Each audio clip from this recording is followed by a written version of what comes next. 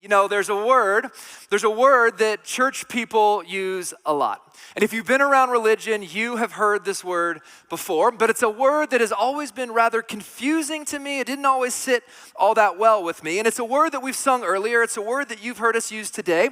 It is the word testimony. It's the word testimony. I remember the first time I heard that word. I was a little child. My parents brought me to church on Easter Sunday. And someone got on stage and started to share their testimony. And I didn't really want to be there. I just wanted to be at home with my Easter basket, eating all the candy that filled it. In fact, I brought a picture of that Easter Sunday. Look at that right there. That was us. That's my sister Kathleen and I many years ago. Our gold fireplace is coming back in. What do you guys think? I don't think so.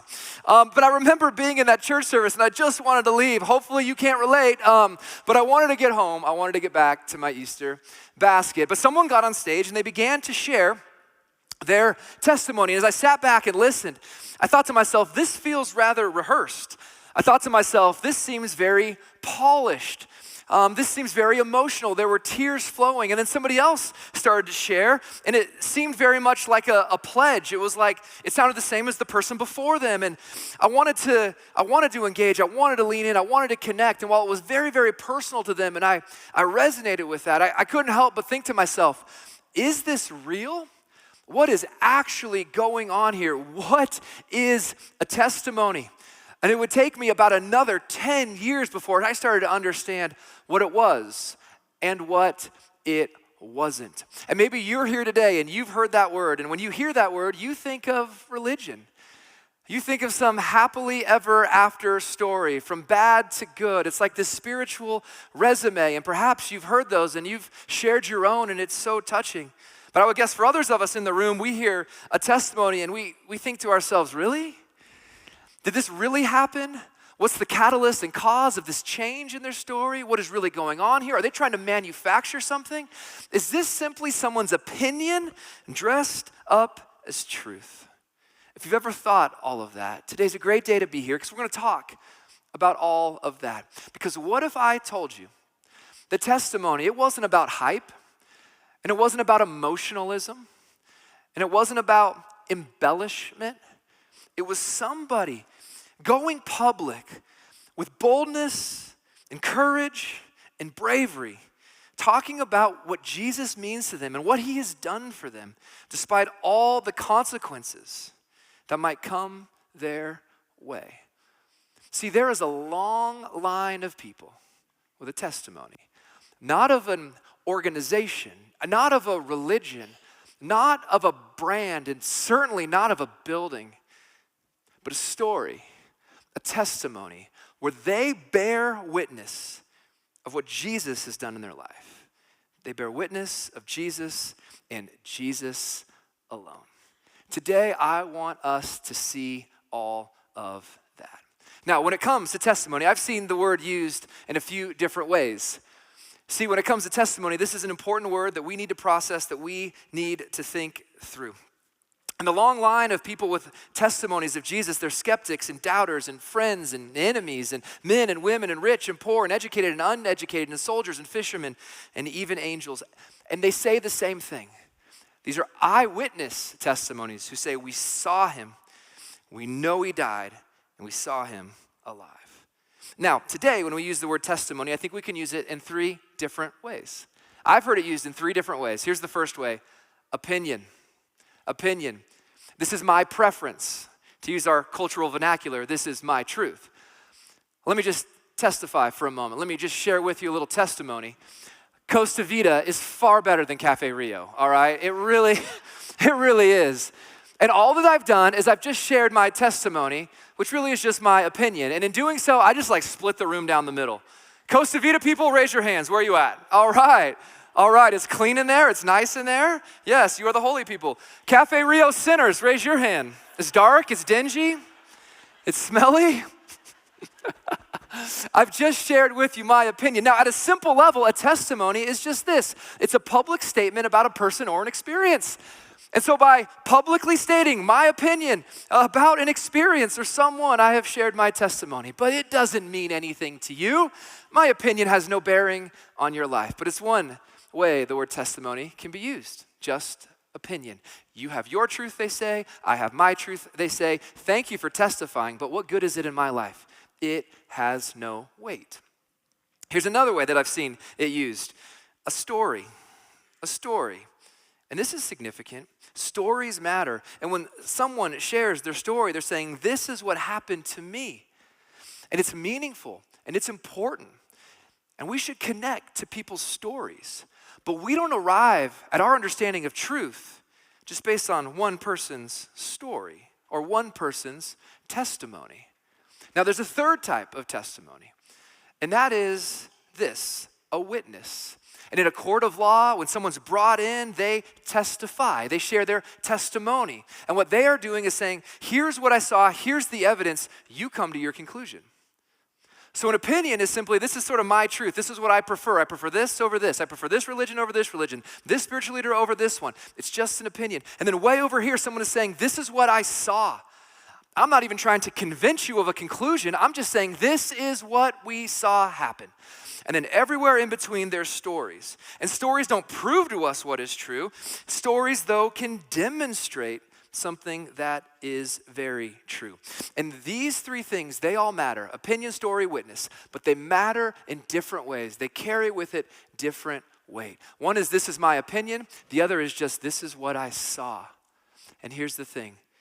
When what I saw, when people share their eyewitness testimony, not a singular person, but collectively, hundreds, we can pull together facts. We can pull together evidence and see what really happened. And if something really happened, there will be people who have stories of life change because of what really happened. Their stories don't prove it true, but their stories show the power of that truth. So what I'm saying is this.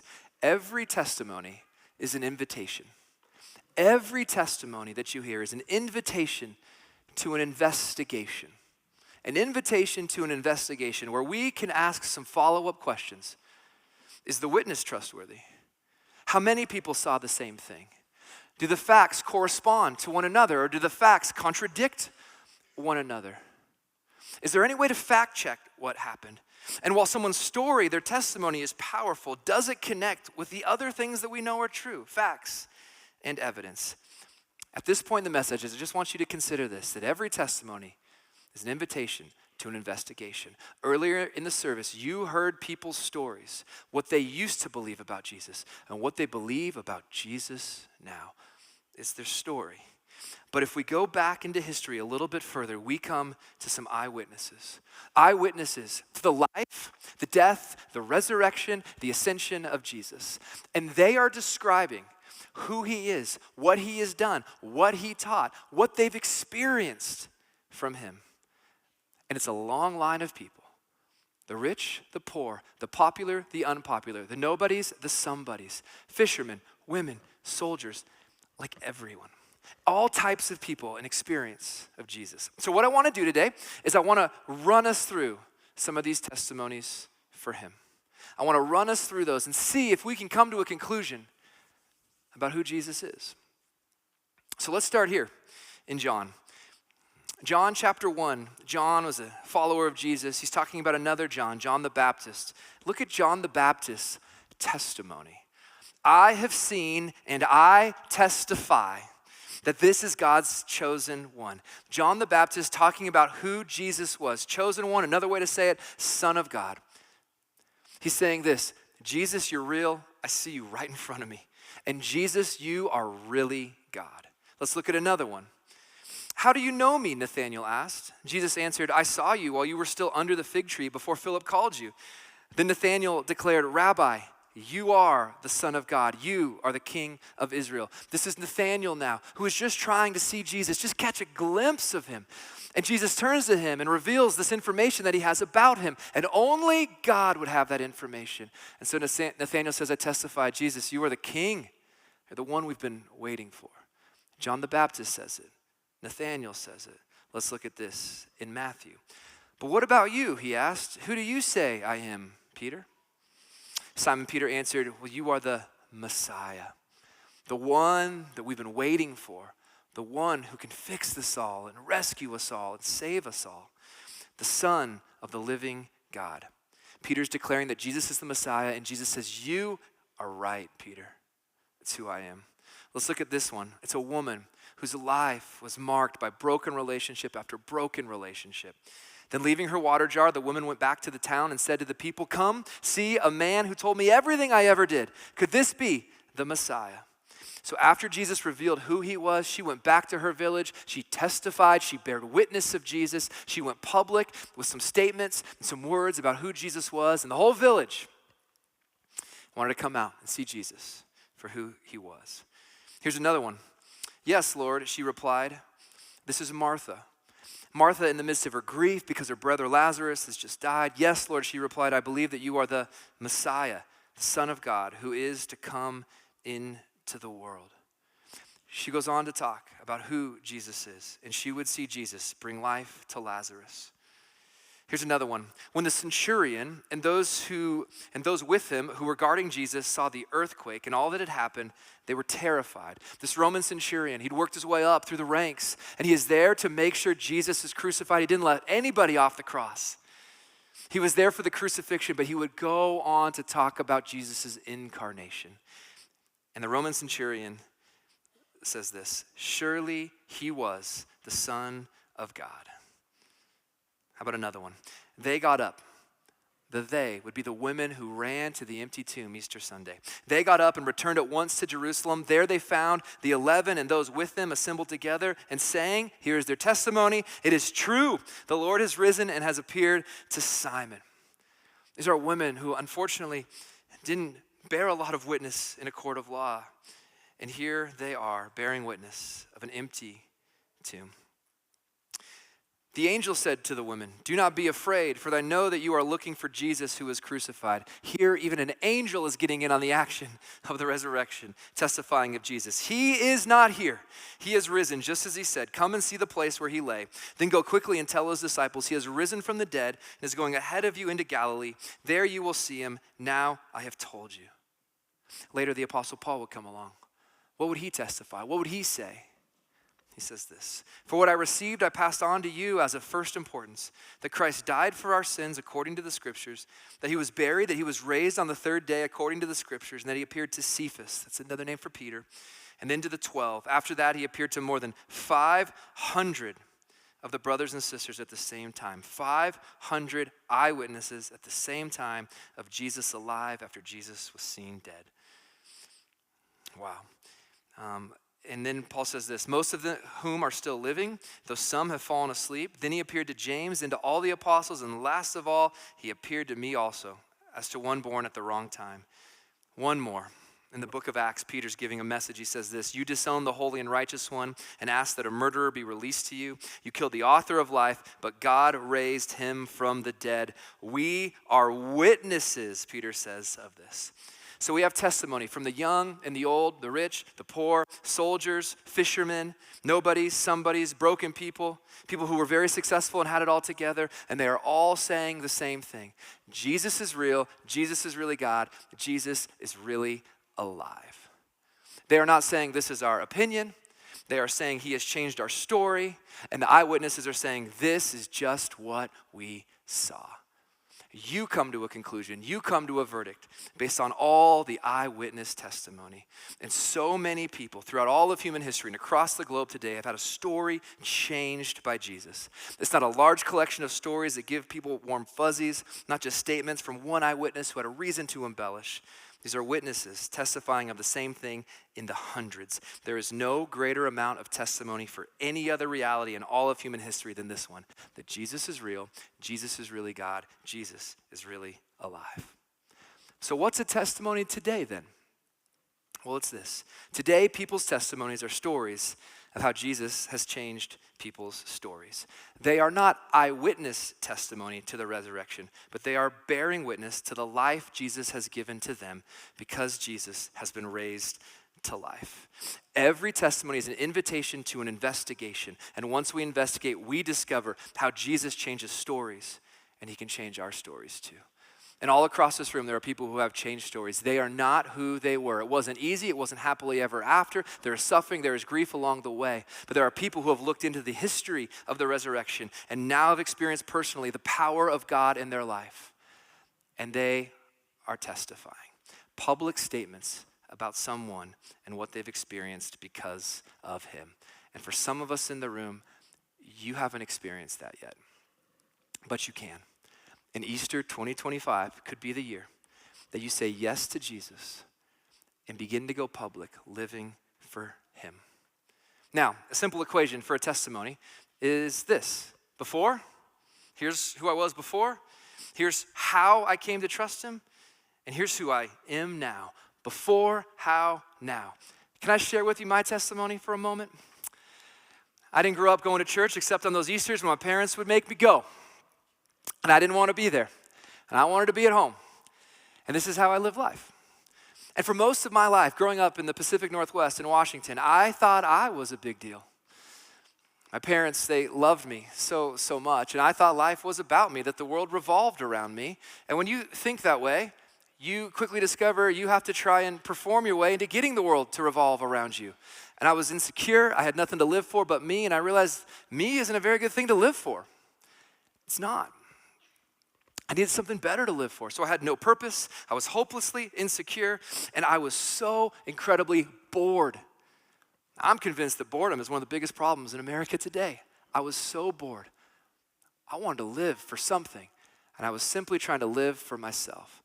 So I was going through relationships and I was partying on the weekends because I was trying to satisfy my own desires. I was trying to find something that would count, something that would last, something that would give me some sort of high for any bit of time. And it didn't work. And then I had some friends in school. They were Jesus followers. In the cafeteria at Battleground High School, during the lunch hour, they would have a Bible study. And I'd make fun of them for it. What are you losers doing? And they're like, Nelson, come on, man, join us. I'm like, why? This is so dumb. This is so lame. You guys want to get high behind the bowling alley instead? You know, that's where I was coming from. And I went home one night, and I thought to myself, maybe they're right. Maybe there is something to Jesus. Because remember, every testimony is an invitation to an investigation. I was ready to investigate. So I went to the family living room. We had this little Bible on the shelf.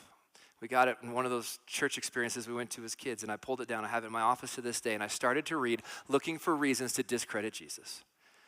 And I kept reading, and I kept reading. And I read about the woman at the well, and I read about Nathanael, and I read what John said, and I read what Peter said, and I read what Mary and Martha said. And I started to look at their lives, and I got to the book of Acts, and I saw people give their lives to Jesus, be martyred for Jesus, and I thought to myself, he's more than I ever considered. For these people, he's worth following, but what about you, Eric? Who are you going to follow? Because up until this point, you've been following you, and it's not going all that well. And I remember I kept reading, and I kept reading, and I kept reading, and one truth from the New Testament stood out to me. It was just shouting off the page, Eric, pay attention. And it said this. Jesus would say this to people as he would invite them to follow him. He would say, your faith has made you well. Your faith has healed you. Your faith has made you well. And I thought to myself, Eric, you are not well. Eric, you are not healthy. And although many on the outside might not notice it, you know how unhealthy and broken you are on the inside. And I looked up that night and I said, Jesus, would you make me well? I trust you to do that. And that was the day that my journey with Jesus begun. And now 20 years later, he is still at work making an insecure, broken man well. And for so many in the room, that's your story too. That's your testimony as well. And for so many in the room, you know you're not well, and you know you're broken, and you're wondering if Jesus can make you well. He can. He can bring to life all that might be dead inside of you. Now, one more thing before I'm done. The word witness in the Greek language, the word that Peter used when he said, we will be your witnesses, is the word martyr. Martyr is the Greek word for witness. And Peter indeed would go on to be martyred, to bear witness to Jesus, how far would he go? To the point of his death. Now listen to this next part. The World Christian Database defines martyr as anybody who would bear witness and testify to Jesus to the point of death. Jesus followers who would lose their life prematurely for their testimony of Jesus based on human hostility. And you might not know this, but I think you should. Over the last 2,000 years, scholars say some 70 million Jesus followers have been martyred, have borne witness to Jesus to the point of their death. This is fascinating. Over 50% of those have happened in the 20th and the 21st century at the hands of Stalinist, fascist, Nazi regimes. And more than that, in North Africa and West Asia at the hands of ISIS militant groups. More than half in the 20th and the 21st century. Now, since 2020, martyrdoms have happened. Have been recorded in Myanmar, Uganda, Mozambique, Sudan, the Democratic Republic of the Congo, India, Mali, and many other countries. But one story stands out. In 2015, 20 Christians from Africa, or from Egypt, and one from Ghana were collected together by an ISIS militant group. And they were tortured, and they suffered, and they were beaten. Why? Because they believed in Jesus. And they weren't going to back down. They had gone public with their statements for Jesus. They had testified of Jesus, and they were captured because of it. And their names are behind me on the screen. And they were led down to a beach. And they were asked one more time, are you going to turn back? Would you disown Jesus? Would you say you no longer belong to him? And they would not turn back. They had decided to follow Jesus. The cross before me, the world behind me, as we sang earlier, no turning back. And one by one, they were slaughtered. And the water on the beach turned red, and they lost their lives. And it was captured on camera. And recently, a brand new video has been put out, documenting this, artistically so. And I want to invite you, not today, that would be way too heavy, but sometime this week to watch it. Find a quiet place, find a quiet moment, and look at what it means to bear witness to Jesus. We bear witness to Jesus most powerfully, not when we talk about the blessings in our life or the good things in our lives or the circumstances that got a little cleaned up in our lives, but when we surrender our life to Jesus, surrendered as we live and surrendered as we die. You can find that video on our app. Go to your app store, type in Church Center, get into the South Mountain app. There's a big button right there. Just click it. If you have our app, just click it at some point this week and watch it. And I think you will find it so gripping and compelling as these 21 men bared witness to Jesus. And if they were here, I think they would say this. And it's our bottom line today. In life or in death, bear testimony to the risen and living Christ. Not testimony to a brand or a logo or a label or an organization or a religion or a building, but to Jesus and Jesus alone. Go public with your faith in him. And when we do, we live out Romans 14. If we live, we live for the Lord. And if we die for the Lord. So whether we live or die, we belong to the Lord. This Easter, may you connect your story to his. May you bear testimony of Jesus. What does that mean? May you share your life surrendered to him to the entire world. And in a very simple way, there's a board out in the lobby. On one side it says Jesus was. That was from Good Friday, our testimony against. On the other side it says now Jesus is. This is a chance for you to write your testimony for. He is alive, and you can be alive in him. May that be your testimony. Let me pray. Jesus, I'm so grateful for the eyewitness accounts of the resurrection. As we look at story after story by the hundreds of people who saw you alive after you were seen dead, we can be sure that Jesus, you are real. Jesus, you are really God. And Jesus, you are really alive. And for so many people in the room, our stories have some similar patterns, from death to life, enslaved to free, from guilty to forgiven, from lost to found, from death to life. But the way in which it's worked and the way in which it's happened, it's so personal, as you are personally at work in all of our stories. And I know so many of the stories in the room, and your power is on display.